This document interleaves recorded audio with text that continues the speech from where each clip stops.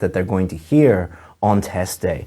Part 1, Part 2, Part 3, and Part 4 are all different. So let's look at each of those parts. Part 1 is going to be in a general or social setting with more than one speaker, normally 2 speakers. And often this will be someone phoning someone else and then form filling or taking down information, such as taking down a telephone number or a license plate number or an address. Now, this is quite an unusual way to listen to English.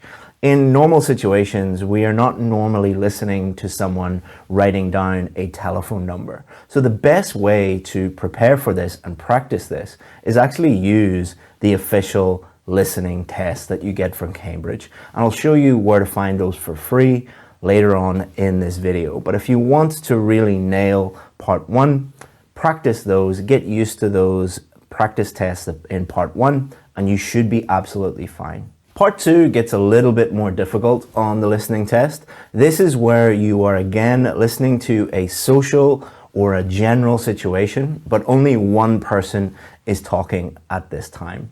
So this could be someone talking about their holiday or reviewing a book or something like that. So what successful students do is they listen to this type of social situation with one person talking when they're practicing their listening. Examples of this could be a podcast where someone is just talking by themselves on the podcast. They are excellent for practicing your listening skills. Or there are many YouTube channels like this one where there's one person talking to camera, and again, this is great practice. What I would recommend doing is pick something that you love. Pick a YouTube channel that you love, not a Ielts channel, because Ielts is pretty boring, or a podcast that you love. Think of something you enjoy listening to. And when you are on the bus or on your way to work or on your lunch break, you can just listen to this and you are improving your ability to do Part 2 of the listening test. Part 3 gets a little bit more difficult again. The context switches to an academic context. But don't worry, you don't have to be an academic person. You don't have to be at university studying a very academic subject to do well in this part. Remember, academic and general training exactly the same for the listening test. The key here for Part 3 of the listening test is you're going to have to listen to multiple people speaking at the same time. So where can you find that? Successful students usually listen to podcasts. So there are lots and lots of podcasts out there where they will invite guests on, so 2, 3, 4 guests, and they will all debate a topic. Again, what I would recommend doing is find a podcast either on your podcast app or on YouTube where you have multiple people discussing an academic topic. This could be history or science or health, anything that you are mildly interested in. And really what you're trying to do is differentiate between the different accents, the way that people interject, the way that people show their opinion, the way that people agree with one another or disagree with one another. That's what you should be thinking about when you're practicing for Part 3 of the listening test. Part 4 is the most difficult part.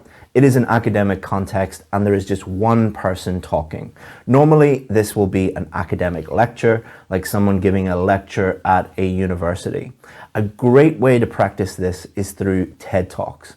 Go on to TED.com or go to their YouTube channel and find some TED Talks that you enjoy listening to, that you think might benefit you or you're just interested in them, and try and listen to how the person gets their points across, how they stage what they're saying. They are probably going to use words like first or firstly, we're going to talk about this, and then we're going to talk about that. Think about how they use this type of language to make what they are talking about clearer to you, the listener. So now that we know what each part comprises of, and we know what's going to come up in each part of the listening test, we need to now think about the types of questions that will come up on the listening test. Because if you know the context, how many people are talking in each part, and you're comfortable using the different types of questions, then you will be in a very, very good position to get a band 8 or a band 9 on test day, because you know exactly what is coming up, you're not stressed, and you're going to feel very comfortable and just listen, get the answer, write it down, and get the score that you need. Now, the most important thing when it comes to the different types of questions is to understand that there are many different types. There are more than 10 different types of listening question that you might get. For example, you might get a multiple choice question, you might get summary completion, or you might get labeling a map or filling in information. The key thing to remember here is that they are asking you a variety of different questions to test a variety of different listening skills. Therefore, the biggest thing that you should not do is just go into the test and have one strategy for all the different types of questions, because they're all very, very different. So what we're going to do in this video later on, we're going to give you strategies for all of the different types of questions. Right now, all you need to know is that there are different types of questions that require different strategies. Later on in the video, we're going to give you those, but keep watching because there's some really important information coming. You will have to listen to the Ielts listening test for 30 minutes. This is really crucial to understand because many people, for the first time in their lives, are listening to 30 minutes of English continuously on test day. You do not want the first time that you ever continuously focus on listening to English for 30 minutes, you don't want that to be test day. Many students that we work with have great listening skills, but they lack the stamina, the focus to listen continuously for 30 minutes. So what can you do about that? You need to get used to listening and focusing on what you're listening to for long periods of time. But what you should not do is just on day one, get some practice tests, try and listen for 30 minutes. And then what will happen is after 5 or 10 minutes, you'll lose focus and then you'll beat yourself up. You'll be like, oh, I'm terrible, I'm going to fail. Don't do that, all right? Imagine you are running a marathon race, all right? How long is a marathon race? I don't know exactly. Let's say it is 25 miles. On day one, you don't go and try and run 25 miles. You might run 5 miles, then 8 miles, then 12, then 16, then 20, and then eventually you get to 25. You should do the exact same thing when you're preparing for the test. What I would do is get a little clock like this, put 5 minutes on and do some practice tests or listen to a podcast or a TED Talk and be completely focused on that. Actually listen to what the person is saying. And then the next day, try and go to 7 minutes or 10 minutes. And then the next day, 12 minutes or 15 minutes. Listening is just like a muscle. You need to build that up over time. All right. And if you do that over the course of a few weeks, you will be able to 100% focus for 30 minutes. And that's what we need if we want a band 9. If we miss one question or 2 questions or 3 questions, then it's unlikely we're going to get that score. You need to be able to focus completely for 30 minutes. Another common reason why students don't do so well and don't get a band 8 or a band 9 is because they're not used to listening to recordings in English once. On test day, you will only hear the listening once. Is this because Cambridge are horrible people and they want you to fail? No. What are they doing? They are recreating real life. In real life, if you go to university, the university lecturer is not going to repeat themselves multiple times. If you get a job and someone asks you to do something, they're not going to repeat it multiple times. If you are at an airport and you hear, information about your flight, they won't do it 5 times because you don't know what they are actually saying. Many English teachers spoil their students. Most English teachers want their students to like them. So what they do is they'll play recordings 2, 3, 4 times. This is like a mother or father spoiling their child. They want them to do well, but they need to get a little harsher in order to get the child to actually perform and not be spoiled. That's exactly what you need to get used to. When you're practicing, when you're listening to podcasts, when you're listening to YouTube, when you're practicing your listening, try to get used to listening to things once and thinking about the answer and what they said once. Then after that, you can check your answer, you can listen back, but don't make it the very first time on test day that you are listening to things once, because you will get a very low score. Right, these are very, very important. Headphones. On test day, you will either be given a pair of headphones like this, or you will be played the recording from a loudspeaker in a room. What I would recommend doing is try to book the computer-based test, because on the computer-based test, you're going to be in a smaller room with fewer people, and you are going to have headphones. You're guaranteed to have headphones on the computer-based test. I've done both the paper-based test and the computer-based test, and headphones dramatically improve your focus. It's not so much it makes the test easier, it just makes it easier to hear, and it is a listening test, so that does improve your score. If you live in a part of the world that doesn't have computer-delivered Ielts tests and you must do a paper-based test, try to choose the test center that is going to have the best audio quality available. So what you can do is, when you're booking your test with IDP or the British Council, whoever it is, ask them about the quality of the audio. Tell them that you're worried about that. And if on test day, and this does happen, they either, give you a terrible set of headphones, or the recording is just terrible quality, or you're in a big room full of people and you can't hear it, complain on test day. If you do not complain on test day, it doesn't matter. You would not believe the number of students that email us, IELTS Advantage, and say, we had a problem with the audio, what can I do? I don't know, I'm not the British Council, I'm not IDP. You are paying money to IDP, you're paying money to the British Council. If they don't provide you with a good enough service, complain to them on test day. A big difference between the reading test and the listening test is with the reading test, you can manage your own time. You can go at your own pace. But with the listening test, because you are listening to a recording, you must go at the pace of the actual listening script. This means that there are no such thing as time management tips or time management strategies that are going to help you. I've worked with hundreds of Band 9 students who got a Band 9 on the listening test, and none of them deployed any sort of time management techniques or strategies on test day when it came to the listening test. What they did was they became better at listening. They improved their listening skills. They became more aware of the different types of listening question, and they perfected their strategy for each different type of question. If you do that, then you will not get lost. You don't really need any time management tips. And that's what we're going to help you with in the rest of this video. Finally, I have some good news about the IELTS listening test. When you're listening to the people talking in the IELTS listening test, that is a very unusual way of talking. Kind of like I am talking to you right now. I am focusing on being as clear and as slow as possible. And that's what most of the IELTS listening test is like. It is not like listening to real native English speakers speaking to one another. But what I would recommend doing is not just practice the IELTS listening test.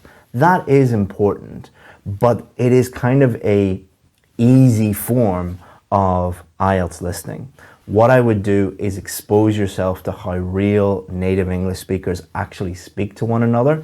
Again, using real forms of English, like podcasts, for example. And then that is going to give you a huge advantage, because there's a saying, train hard, fight easy. It comes from the army, all right? When you are training hard, when you're listening to more difficult English, the IELTS listening test will be really, really easy.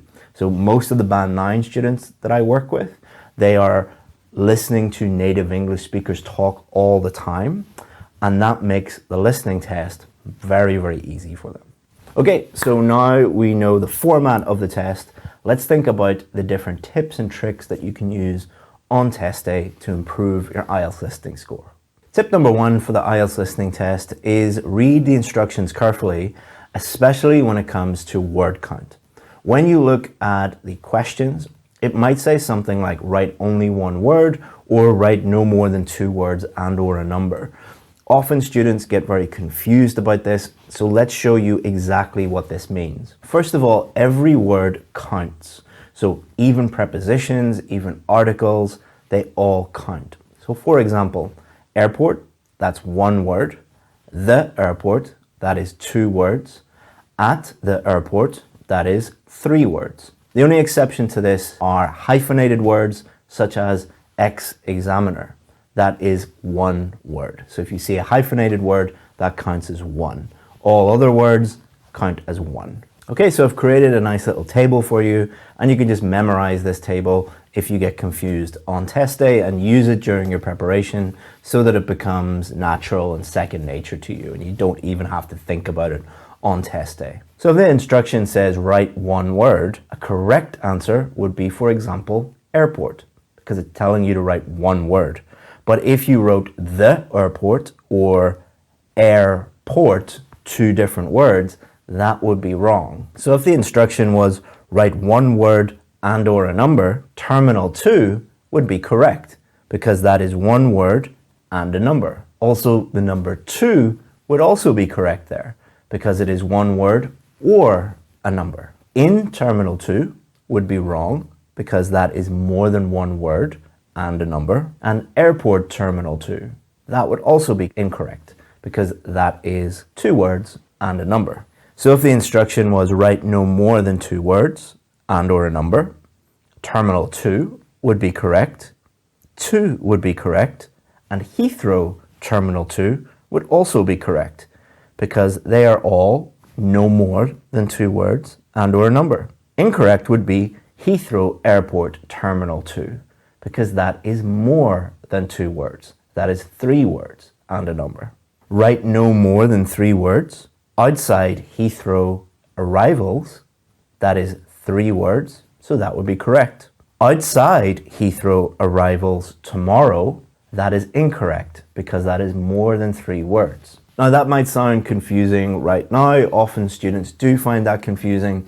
The best way to do that is just through practice. All right, so when you're practicing and you see some instructions like that, be very careful and think about it, and you'll get used to it like anything else. Don't just look at that table and think, that's very confusing, I won't be able to use it. You will if you practice it. My next tip is to try and do the computer-based listening test. I have done both, and I've spoken to many students that have done both, and they find the computer-based test easier for many different reasons. Now, first of all, it is not going to dramatically improve your score. You're still doing the same test, but there are some practical considerations that do make it a little bit easier. So first of all, you have to write less. So because it is on a computer screen, for example, it might be multiple choice. You just have to click A, B, or C, or there will be a drop-down menu where you will be able to pick the correct option. That is a lot less time consuming, and you just have to think a lot less, and you're reducing the number of different things that you're doing at the same time, and that just makes it practically easier. A lot of students have also commented that in the paper-based test, they constantly have to be looking up and looking down and thinking about what they're doing, whereas it is far more natural for them to be listening, looking at a computer screen, and picking the correct answers. I don't know why, but I agree with these students. I think it is just a lot easier. You're doing fewer things on test day. Again, that's what I think, and that's what a lot of students who got a band 9 have said. We've already talked about this in the format part of this video, but because you have headphones, it is often a lot easier to hear what the person is saying. And it's a listening test at the end of the day. The better you're able to listen to what is being said, the higher your score is going to be.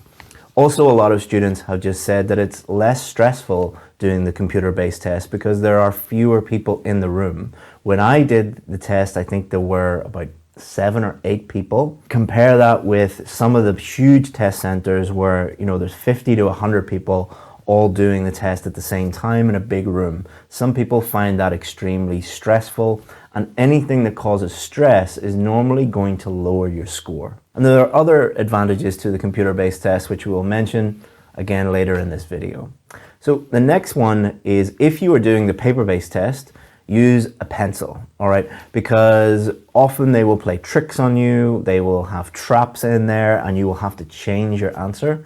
So what I would recommend doing is use a pencil so that you can easily change your answer. Again, speed is very, very important. You're going to have to go on to the next question, and you don't want to be panicking and going, oh, how do I delete this? The fewer things that you think about on test day, the higher your score is going to be. Probably the most common question that we get asked is, can I write all in capitals? And my answer is very different from most of the teachers that I see online. So most of the teachers will give you a yes or a no answer. If you actually go and search on the internet, there are very different views on this, and it's very difficult to find the correct information on this. And what happens on test day is students overthink this. And again, the more you think, the lower your score is going to be. You want all of your brain power. Think of your brain as a computer, or think of your brain as a battery. Everything that you think about drains that battery. So if you're going into the test thinking, should I use capital letters or not capital letters, or should I put a capital at the beginning of them, it's draining your battery, and you're not going to spend the time actually just listening and getting the correct answer. So make one decision that will remove all other decisions. And that one decision is just write all in capitals. If you do that, you don't have to worry about it, and then you can focus on getting the score that you need. The next tip is about spelling. Spelling is very, very, very important. A huge number of students that I've worked with had great listening skills, great strategy. They were ready to get a band 9, but because they were spelling a few words incorrectly, they were getting a lower score. So here's a system that we give our students. Number one, when you are practicing, be very honest with yourselves when you're giving yourself a correct answer or an incorrect answer. If you spelt one letter wrong, that is completely wrong. What a lot of students do is they go very easy on themselves, and they think, oh, I spelled it incorrectly, but I'll give myself a tick, I'll give myself a correct answer, I'll spell it correctly on test day. You probably won't. So be very honest with yourself. Secondly, look at all of your spelling mistakes, all the questions that you got wrong because of spelling, and put those words into a document. Set up a Google Doc or whatever you want on your phone or your computer and call it spelling mistakes. You can do this with writing as well if you're consistently making writing spelling mistakes. Put those into your doc so you'll have a document with all the words that you spelt incorrectly. Then what you do is you show the correct spelling beside it, and then once a week or once a month you review those. You cover up the ones that are correct, and you try to spell those words correctly. Over time, you will notice common words that you will always spell incorrectly, and then you will remove those spelling mistakes and improve your ability to spell these words correctly. My next tip is probably the most important one, but the one that sounds really obvious and not very useful. Your job is to find the correct answer. How is that useful? Well, your job is not to understand every single word and understand everything that is going on in the listening test. Many students will do a listening practice test, and especially in part 3 and part 4, there will be words or phrases or maybe a whole sentence that you don't understand, and they will panic and they'll think, I don't understand this, and then they'll get all these questions wrong. Again, stress is your enemy. You do not want to be very stressed out, and you don't want to be second guessing yourself. You don't want to have very low confidence just because you don't understand certain words. Now, I'm a native English speaker. I am an Ielts teacher. From time to time, I will listen to Ielts listening tests, and there will be a few words in there that I don't understand. The English language is huge. There are professors of English at Cambridge University that will not know some words in the Ielts listening test. It is not your job to understand every single word. It is your job to get the correct answers.